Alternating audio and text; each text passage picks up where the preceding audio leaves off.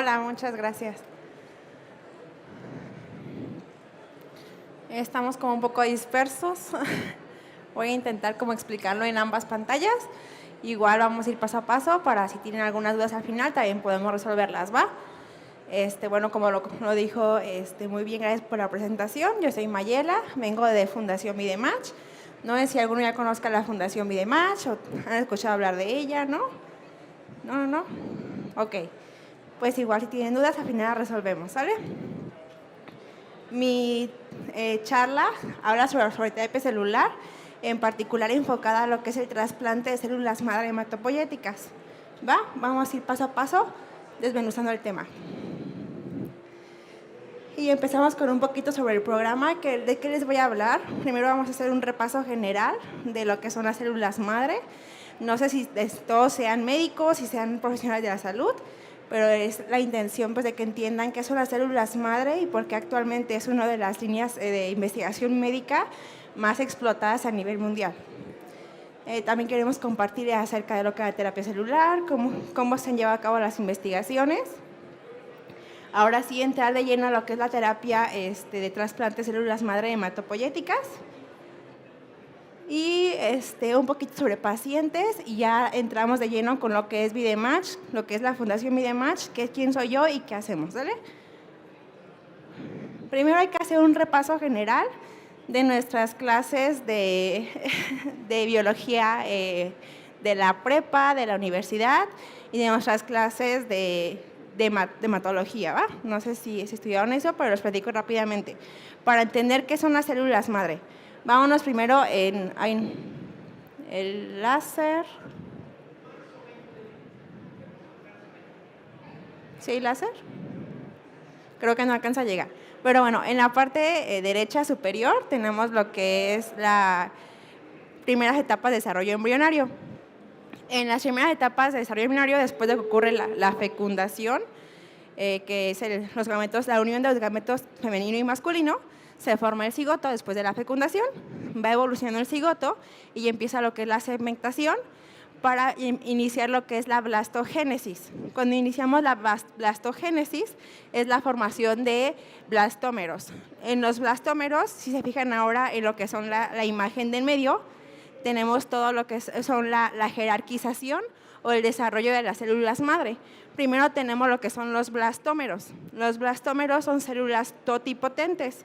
Se dice totipotentes porque van a dar lugar o nos dan pie a formar todas y cada una de las células del organismo nuevo a formarse, ¿va? Entonces, cuando se forma el blastocisto, tiene blastómeros y los blastómeros son células totipotentes. Forman todas las células del nuevo ser. Después del blastómero, sigue evolucionando, pasa a la etapa de la gastrulación, después de lo que tenemos ahí en el día 4, después de la fecundación. Cuando se forma la gastrulación, empiezan a formarse lo que llamamos capas embrionarias, que son el ectodermo, el mesodermo y el endodermo. De estas 3 capas embrionarias se forma todo lo que son nuestros cuerpos, todo nuestro cuerpo y tejidos, músculos, piel, tejido conectivo, corazón y demás. Estas células embrionarias procedentes de lo que son las capas germinales de la gastrulación se llaman células pluripotentes. Pluri porque nos van a dar lugar a las capas germinales y de las capas germinales todos los tejidos del ser humano, ¿sale? Son otro tipo de células madre, pero son pluripotentes. Seguimos avanzando en lo que es el desarrollo del nuevo ser y entramos a lo que son las células multipotentes. Aquí ya obtenemos diferentes tipos de células madre multipotentes, como son las células madre mesenquimales, células madre hematopoyéticas, células madre neuronales. Son los principales tipos de células madre multipotentes. En particular, la terapia celular trabaja con lo que son las células madre mesenquimales y las células madre hematopoyéticas. Y si nos vamos línea por línea, en las células madre mesenquimales vamos a dar origen a lo que son diferentes tejidos, como son hueso, cartílago, músculo y demás. Si nos vamos en la otra línea, creo que el láser no alcanza, pero si nos vamos a la línea de las células madre multipotentes hematopoyéticas, obtenemos 2 estirpes o 2 líneas celulares. La mieloide, que nos da origen a eritrocitos y plaquetas, y la línea linfoide, que nos da origen a lo que son los linfocitos. no sé, se ubican las células de la sangre, tenemos plaquetas, eritrocitos y glóbulos blancos, o glóbulos rojos y glóbulos blancos y plaquetas, ¿va? Estos tres tipos de líneas de células sanguíneas provienen de lo que son las células madre hematopoyéticas. Las células madre hematopoyéticas son un tipo de células madre multipotentes. Entonces, ahora sí entramos de lleno ya teniendo la base de lo que son las células madre en general, cómo es la jerarquización y cómo van evolucionando a partir de que se forma un nuevo ser, o incluso cuando ya estamos adultos, entramos de lleno a lo que es la terapia celular. La terapia celular es tal cual la intervención terapéutica al introducir células vivas a un organismo, ¿va?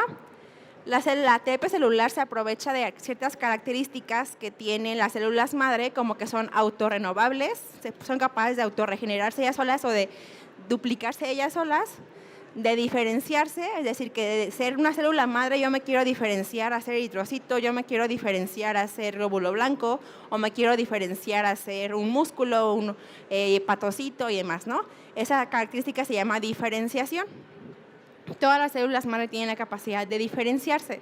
Entonces, también esta característica nos va a dar pie a emplearlo como ventaja en la terapia celular. Y bueno, existen diferentes tipos de células, como ya les comentaba, que se emplean para la terapia celular. Ellas son las células madre hematopoyéticas, las células madre pluripotentes o embrionarias, y las células madre mesenquimales, hematopoyéticas, y también se pueden usar células madre inmunitarias, como particularmente linfocitos B, que son los anticuerpos que generamos cuando nos enfermamos de algún virus, alguna bacteria. Nuestro cuerpo crea anticuerpos que son llamados linfocitos B y linfocitos T.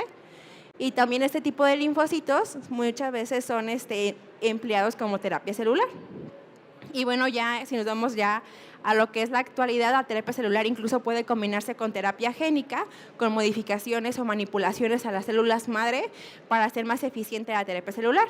A eso hemos llegado al día de hoy con la terapia celular, ¿va? Ahora sí, presente, pasado y futuro. No voy a darles toda la historia de lo que se ha investigado alrededor de las células madre, nada más quiero como recalcar algunos puntos que es importante con el tema de la fundación, lo que compete a la Fundación VIDEMACH, que es la organización que yo represento, ¿sale? En 1888 es la primera fecha que nos compete porque es cuando se describen la terminología de células madre. Anteriormente cualquier célula que daba origen a una nueva se llamaba célula madre, pero a partir del 1888 se entendió que tenían que clasificarse según las líneas y según su capacidad para diferenciarse o hacia qué lado me voy a ir. Entonces se hace la clasificación, se define la terminología y esto fue en 1888. En 1902 tenemos la descripción de la primera o la clasificación de las células madre hematopoyéticas. Como ya les comenté, las hematopoyéticas son las que nos dan origen a las células sanguíneas. En 1939 tenemos el reporte del primer trasplante de médula ósea. 1957, el primer trasplante de células madre hematopoyéticas alogénica. Esto lo van a entender un poquito más adelante porque dentro del trasplante de células madre hay varios tipos. Entonces, el primer alogénico fue en 1957. Y bueno, en 1972 tenemos el reporte del primer trasplante exitoso de células madre halogénicas, ¿va? Si bien el primero fue en el 57, no fue exitoso porque el primer exitoso que tenemos reportado fue en 1972. Y si se fijan, tuvieron que pasar casi 20 años para que el descubrimiento del trasplante de células madre halogénico pudiera ser exitoso. Todo eso ya involucró entender qué estaba fallando, cómo se clasifican las células, cómo interaccionan las células para que pudiera ser exitoso. Ahora sí continuamos con la siguiente, un poquito más de historia. En 2007 tenemos el descubrimiento de las células madre pluripotentes inducidas, es decir, se descubrió que a partir de una célula somática, una célula ya diferenciada, digamos una célula de hígado que se llama hepatocito, este hepatocito ya es una célula diferenciada, ya es una célula unipotente, ya no puede convertirse en nada más que en hepatocito. Entonces, de una célula somática se descubrió que pueden despertarse algunos genes al interior de la célula para que esta célula vuelva a lo que son sus ancestros y a ser pluripotente. O sea, que después de que ya se diferenció, pueda regresar a ser pluripotente para volver a diferenciarse. Eso se descubrió en el 2007. En el 2017 tenemos el reporte del primer trasplante usando precisamente ese tipo de células pluripotentes inducidas genéticamente. Y bueno, ya en la actualidad, no sé si han escuchado ustedes del último reporte, en el año pasado se reportó el primer caso de una paciente en remisión con VIH después de 14 meses. Estaba libre sus células inmunitarias del virus del VIH después de que recibió un trasplante de células madre. A esta paciente se le diagnosticó, después del VIH, se le diagnosticó leucemia y para tratar la leucemia se le hizo un trasplante de células madre y se descubrió que 14 meses después del trasplante estaba también curada, en remisión, del VIH. Entonces es el principal descubrimiento, el más reciente descubrimiento que se ha hecho sobre células madre en la actualidad. Y alrededor de ese tema de células madre siguen surgiendo más y más temas porque se siguen entendiendo más y más procesos y se sigue avanzando más y más en la terapia celular y en la terapia génica, que van muy de la mano. Ahora, si tenemos diversas opciones para usar terapia celular, la primera nos puede servir como regeneración y reparación de tejido después de alguna lesión, después de alguna enfermedad que nos haya causado daño en el tejido y demás. Se usan para sustituir las células dañadas por células nuevas. También se ha descubierto, se usan para descubrimiento de nuevos fármacos y pruebas en fármacos a partir de modelos in vitro de tejidos humanos. Como sabemos, como ya expliqué, toda la jerarquización de células, las células madre pueden diferenciarse. Y bueno, se ha descubierto que si ponemos en una caja Petri una célula madre y le damos ciertos nutrientes, va a diferenciarse en un hepatocito, en una célula de riñón, en una célula de la piel.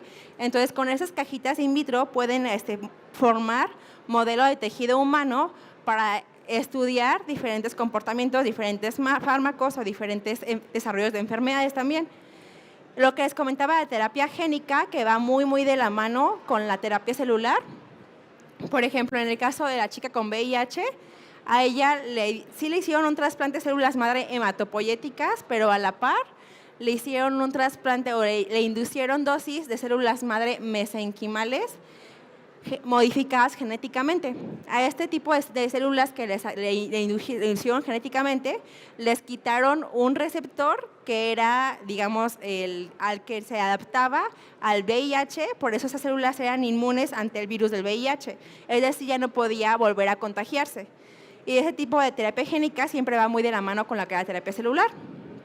Inmunoterapia, lo que decía principalmente con los linfocitos o glóbulos blancos, anticuerpos, principalmente para tratar enfermedades autoinmunes como el lupus, la enfermedad de Crohn y cualquier enfermedad autoinmune que puedan tener los pacientes, y también para prevenir el rechazo entre trasplantes.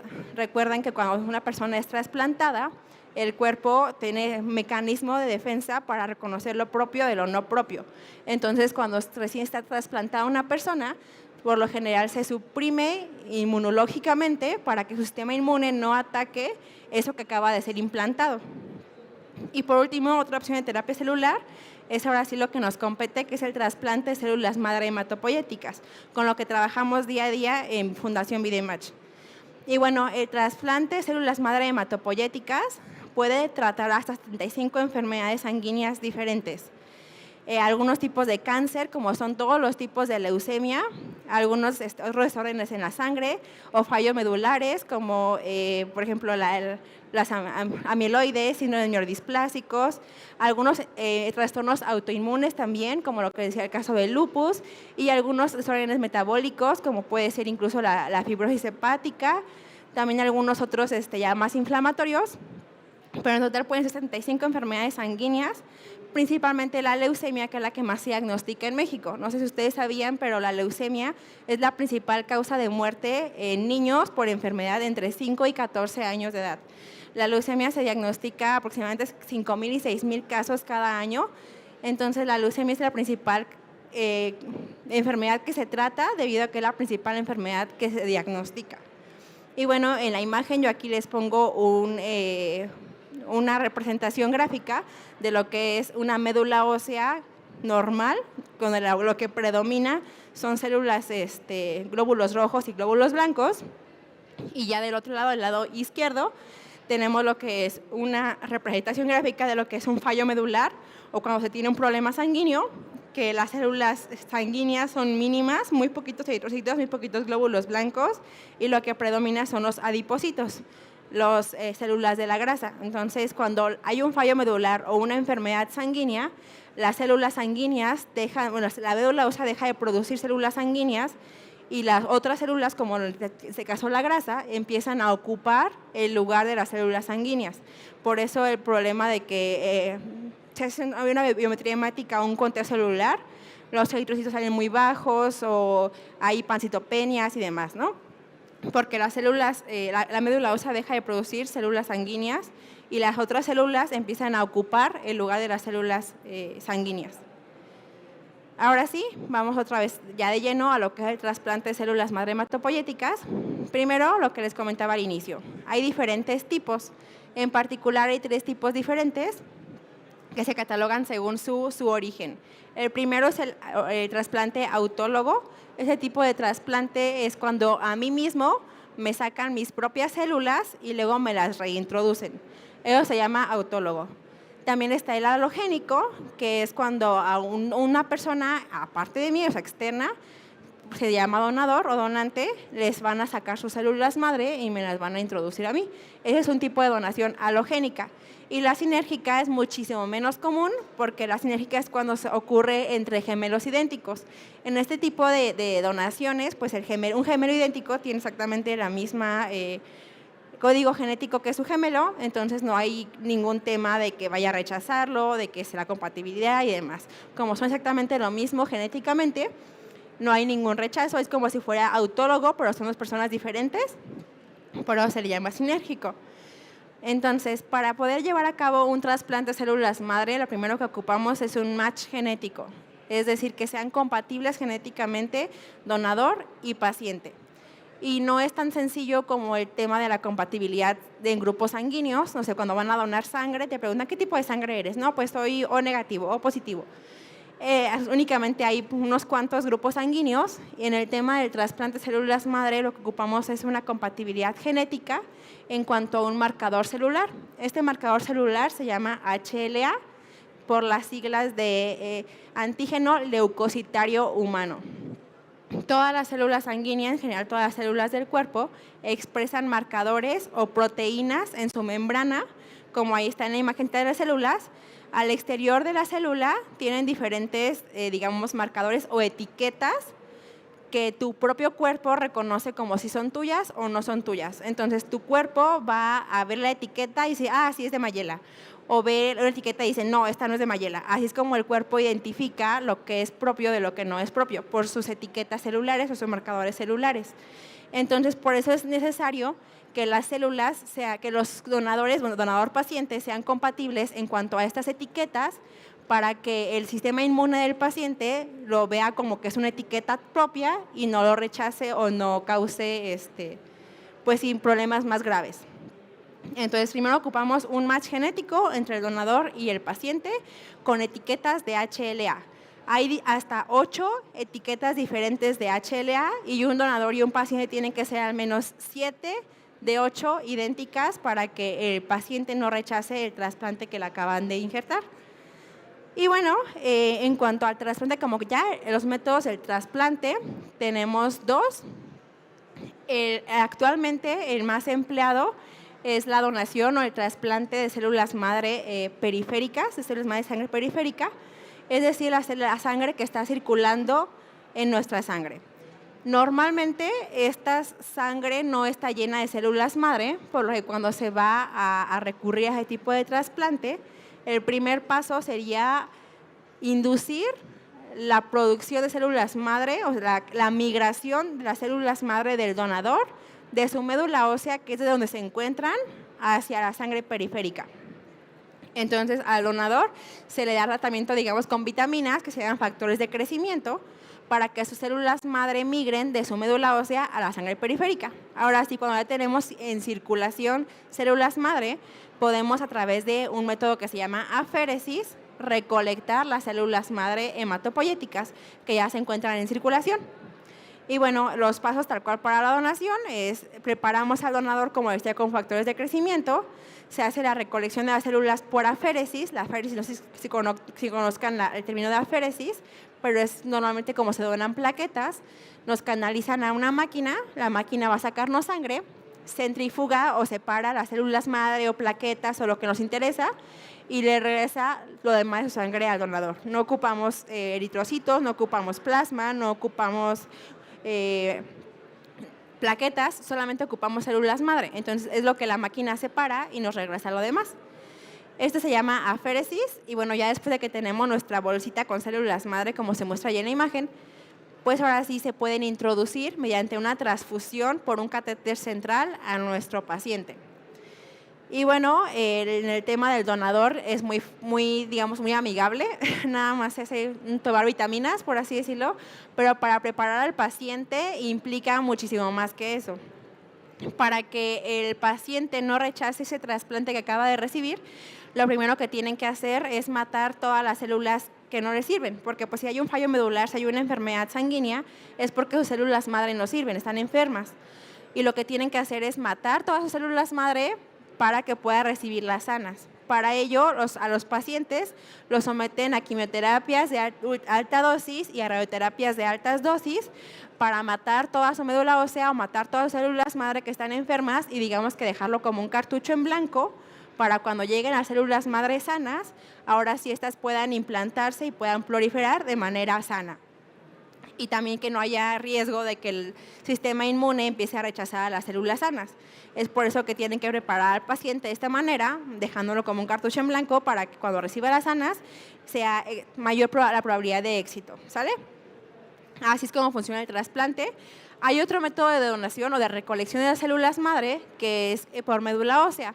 Ese tipo de por médula ósea anteriormente era el único usado, pero ya conforme fueron avanzando las investigaciones, se descubrió que es muchísimo más eficiente y muchísimo más sencillo el trasplante por células sangre periférica.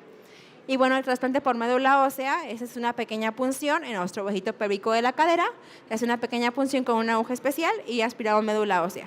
Les repito, actualmente ese tipo de donación es únicamente en el 10% de los casos y se usa por lo general lo que es la aféresis, como ya les expliqué. Ahora sí continuamos. Ahí. Ok. Ahora sí, ya que entendemos qué son las células madre, de dónde provienen las células madre, la importancia de las células madre, la investigación alrededor del tema y también el trasplante de células madre hematopoyéticas, en qué consiste, qué enfermedades puede tratar, nos vamos a lo que es la Fundación VideMatch. ¿Qué es VideMatch y cómo nace VideMatch? Bueno, pues en 1979 nace la fundación a causa de, gracias al amor de unos padres a su hija. La niña de la foto, ella es Laura Graves, es la primer paciente que tuvo un trasplante no relacionado con éxito. Anteriormente, cuando se llevaban a cabo trasplantes halogénicos, es decir, de donador a paciente, eran de parientes cercanos, hermanos, papá, mamá, incluso un primo muy cercano, pueden ser compatibles genéticamente.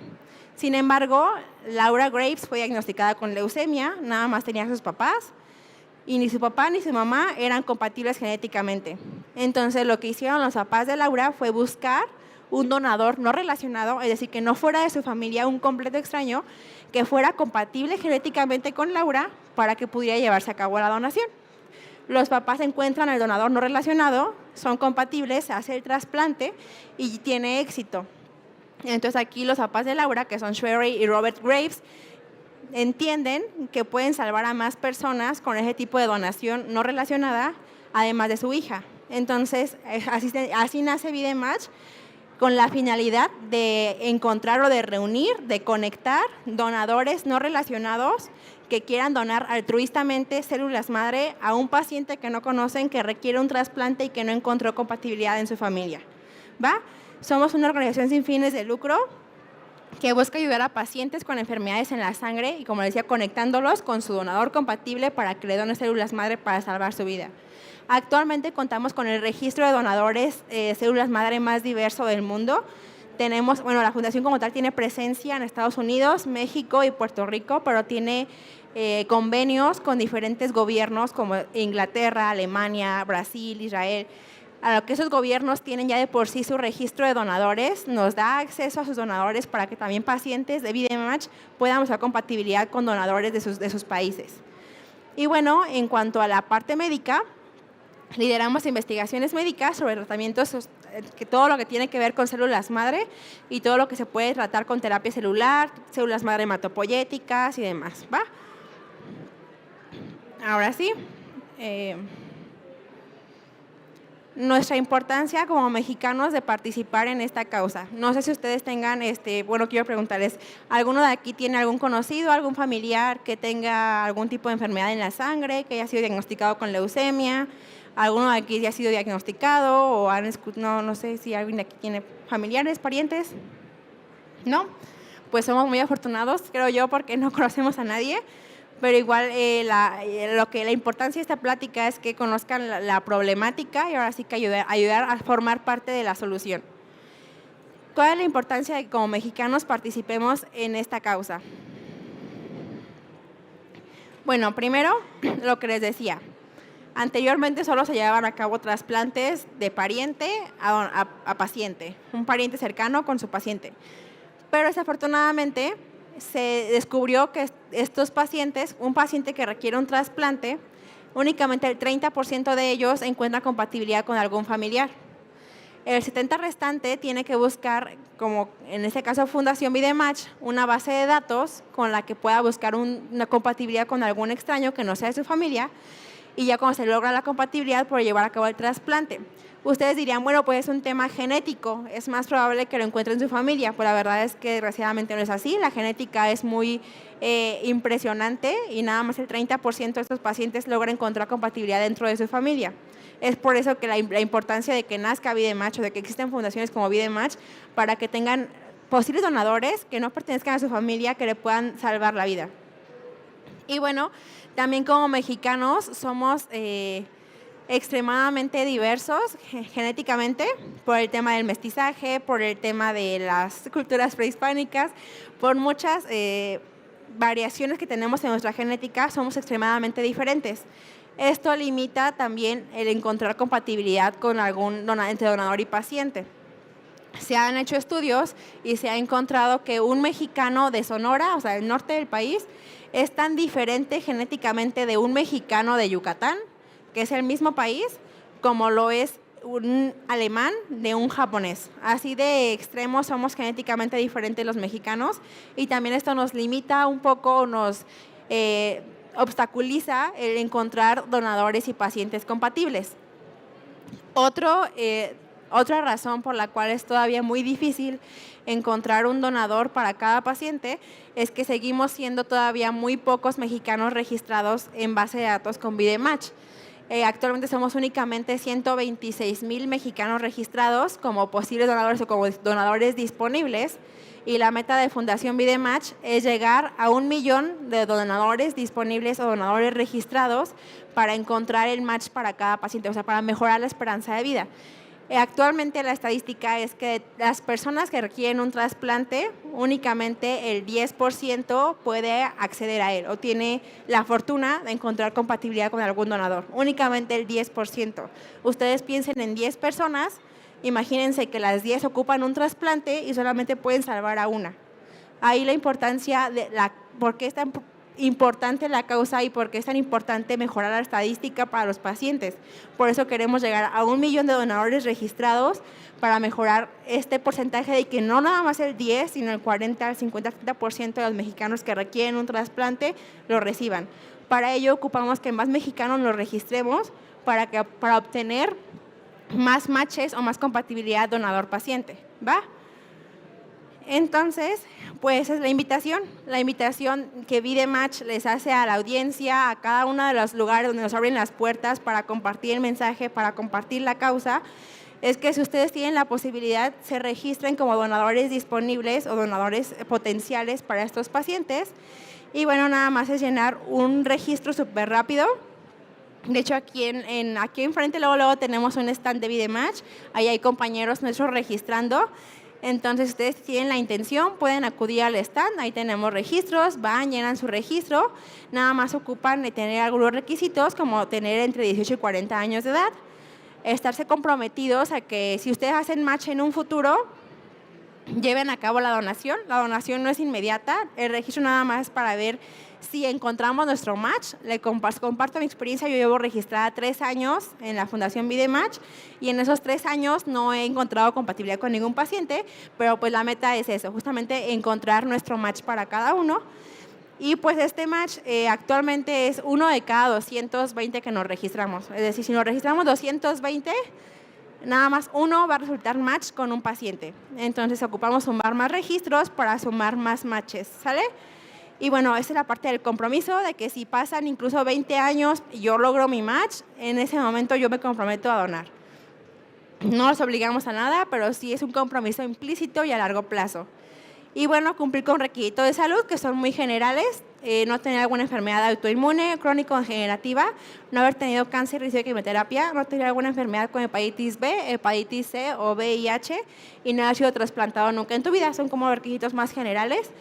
Si tienen duda también con alguna enfermedad en particular, pueden acercarse al stand de VideMatch. Entonces, si no sabes qué, yo tengo este problema, me puedo registrar y con todo gusto les ayudamos a resolver sus dudas, ¿sale? Y bueno, el registro es muy sencillo, solamente llenar un formato de datos, nombre, teléfono, domicilio y demás. Y tomamos una muestra de saliva con unos hisopos, de hecho están allí en la imagen hasta abajo, unos hisopos de algodón, se raspa su mejilla para tomar una muestra de ADN de sus células y poder tipificarla. Esta muestra de saliva la mandamos a Estados Unidos, se tipifica lo que decía su marcador HLA, para dejarlos como donadores disponibles en base de datos con su HLA. Cualquier paciente que requiera un trasplante puede buscar compatibilidad con estos HLA y si logramos ese match, se les contactaría para llevar a cabo la donación. Como les decía, pueden pasar 4 meses, 4 años, 15 años, o puede que pase toda su vida y nunca encuentren un match, pero si ustedes se registran, con su registro contribuyen a la probabilidad de estos pacientes, ¿va? Cada registro mejora la esperanza de vida de los pacientes porque mejora esa estadística de 1 de cada 220. Y bueno, ese es como se lleva a cabo el registro. Y como decía, el objetivo de este registro es lograr su match. Una vez que se logra este match, se lleva a cabo todo el proceso de donación. Después de que se encontró la compatibilidad, se les confirma su disposición a donar. Como les decía, nunca se les obliga a nada. Si pasan 20 años, igual te marcamos, te decimos, ¿sabes qué quieres donar? Si dices que sí, continuamos con el proceso. El paso número 3 es la planeación de tiempos. Se planea con todos los donadores para no interferir con horarios, con sus trabajos y demás, porque entendemos pues que están disponiendo de tiempo y que está en su voluntad de donar a células madre, pero tampoco podemos interferir con sus actividades. El paso número 4 es tomar una muestra de sangre para confirmar compatibilidad y para hacer pruebas clínicas, asegurarnos que estén en perfectas condiciones para llevar a cabo la donación, lo que son biometrías hemáticas, lo que son pruebas clínicas, cualquier prueba de que no tenga ninguna enfermedad infecciosa, etc., etc. Y aquí se hace una prueba de compatibilidad de alta resolución para asegurarnos, confirmar que son compatibles donador y paciente. Se dan pláticas informativas tanto para el donador como para el paciente, para su familia, porque nos ha pasado que muchas veces el donador sí quiere llevar a cabo la donación, pero su familia es la que tiene miedos o hay muchos mitos, muchos paradigmas, mucha desinformación acerca del tema de las donaciones en general, donación de sangre, donación de todo lo que hay. Aquí en México estamos todavía muy atrasados, entonces por eso se lleva a cabo pláticas informativas tanto para el donador como para su familia, para que ambos conozcan el proceso y sepan que es un proceso seguro, que no se les no tiene ninguna contraindicación, no tiene ninguna, no hay ningún problema, que todo es transparente y que es seguro. Se prepara el donador, igual con las pláticas y demás, y se lleva a cabo la donación. Ahora sí, como les expliqué, por aféresis el 90% de las veces. Y bueno, también hay que aclarar que todo el procedimiento de donación, todo el proceso de donación es un proceso gratuito para el paciente, para el donador, perdón, porque entendemos que lo que está pues donando el paciente son células madre y es su tiempo. Entonces, todo el procedimiento es gratuito para el donador, no tiene que invertir nada más que su tiempo. Y bueno, hasta aquí ya no sé si tienen alguna duda, alguna pregunta.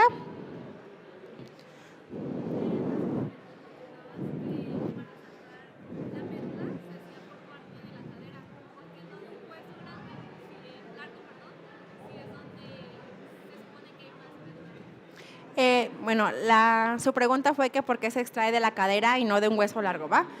La razón es porque el hueso pélvico es, bueno, en particular el hueso sacro, que es el que se punciona, es un hueso muy hueco. Entonces, al ser muy hueco, acumula mucha médula ósea.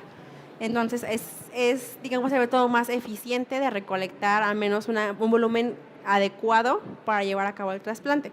Por eso también es un hueso relativamente blando, entonces igual la perforación. Si te fijas en el sacro, tenemos como hoyitos. Lo que se pretende es que la aguja penetre los hoyitos para no tener que perforar un hueso. Entonces es como la método más viable. Igual no se toca la columna vertebral, jamás, jamás. No se les va a dejar inválidos. Y lo que les comentaba, el tipo de donación por médula ósea es únicamente en el 10% de los casos. La mayoría de las donaciones, por lo general, siempre se hacen por sangre periférica, por aféresis, como la donación de plaquetas. ¿Va?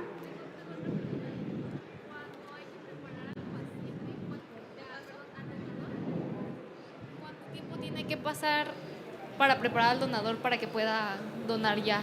Las vitaminas que mencionabas. Los factores de crecimiento se toman únicamente por 15 días.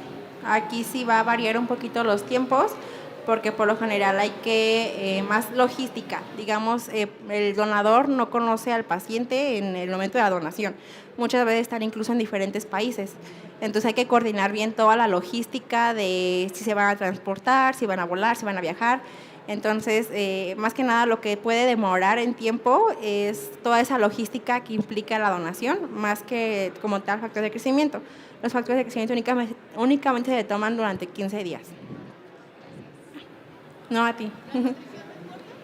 ¿Mande? La nutrición. ¿En qué sentido?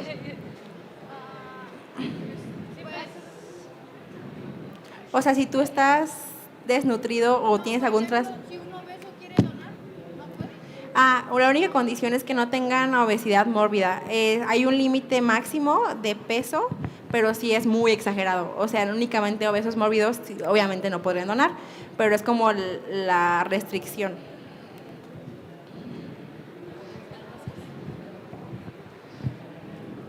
¿Alguna otra pregunta? ¿Alguna otra duda? ¿Comentario? ¿Sugerencias?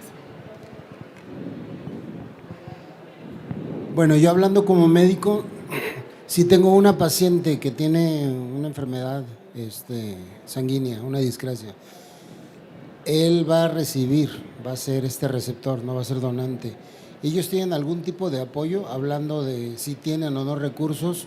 Porque entiendo que sí va a tener que tener un costo el receptor, ¿no? Sí, los pacientes se les cobra pues digamos, el procedimiento porque es algo complejo. Aquí, ¿el paciente en qué hospital está? No, es un supuesto. Hipotético. Es Okay. hipotético.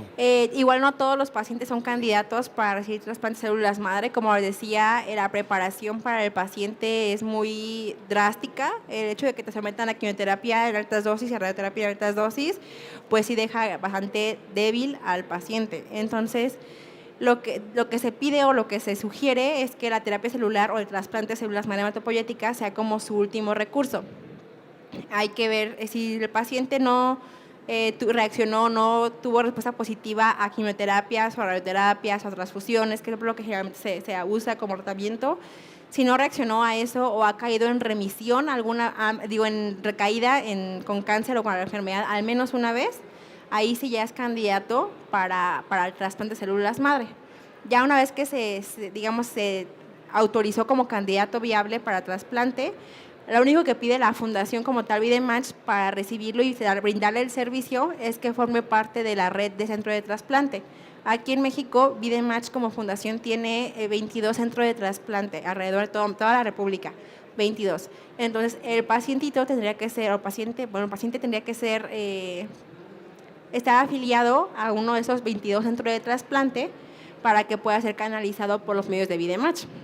En el caso de que el paciente sea de escasos recursos o tenga algún problema, porque obviamente todos los centros de trasplante son hospitales privados, lo que hace la fundación es otorgar becas. Tenemos un programa de becas en el que si el paciente o el seguro no lo paga o no tiene suficientes recursos, o digamos estaba afiliado en el IMSS y quiere recibir, que es un servicio público y gratuito, quiere recibir un hospital privado, pues sí es como un abismo, ¿no? Entonces lo que hace Fundación VideMatch pues precisamente entender eso y busca apoyar a los pacientes de esa manera. Se brindan becas, se hace toda una aplicación, va a hacer un estudio socioeconómico, se va a hacer una evaluación del caso y se puede otorgar una beca desde el 50 hasta el 100% para el tratamiento del paciente. Ya va a depender de la situación o de la condición del paciente.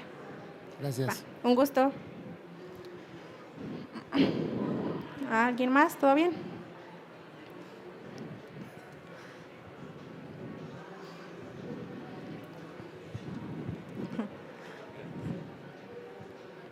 Hola. Bueno, ¿qué tal? Buenas tardes. Buenas tardes. En primer lugar, quería agradecerle por su ponencia, muy entendible, muchas gracias. No, un gusto. Mi pregunta es respecto a las terapias con células pluripotenciales, pero en términos generales, sobre si los pacientes que reciben dicho tratamiento, si se ha descrito algún tipo de complicación o cuáles son los principales efectos adversos que pueden llegar a presentar los pacientes que reciben pues, este tratamiento, volvemos a lo mismo. Ok. Pues en toda la bibliografía que he revisado, que es bastante, no he leído algún reporte, algún caso de que haya tenido contraindicaciones o efectos adversos después del tratamiento con células madre, pero pues sí, al contrario, todas han sido respuestas positivas, por eso precisamente se aprovechan las características de las células madre que son diferenciales, son antiinflamatorias, tienen la facilidad de que tienen reconocidas por señalización, bla, bla, bla. Todas esas características que hacen buenas a las células madre, pues lejos de causarte un prejuicio o perjudicar tu salud, más bien todos los reportes que se han hecho son gratificantes. Al contrario, muchos de los reportes que se tienen es que se soluciona un problema que no estaban buscando solucionar y lo solucionaron. Entonces ahora el problema es como investigar por qué se solucionó también eso, ¿no? Como el tema de la chica de VIH. En sí su trasplante fue para tratar su leucemia, no esperaban curarla de VIH, sino sí fue como efecto secundario, pero fue positivo. Así muchos reportes sí ha habido, pero adversos no he leído ninguno al menos. Gracias. Un gusto. ¿Alguna pregunta? ¿No, todo bien? Bueno, ya por último, creo que faltaba el video. Vamos a poner un pequeño video para que se familiaricen un poquito más con lo que es VideMatch y lo que hace, ¿sale? Creo que no quiere poner. ¿Me pueden ponerle play, por favor? Listo.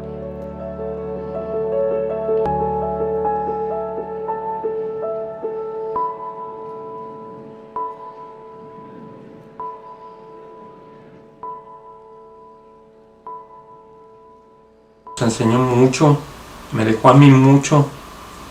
Yo se lo he dicho, ella es un ejemplo para mí, es mi heroína, mi chaparra.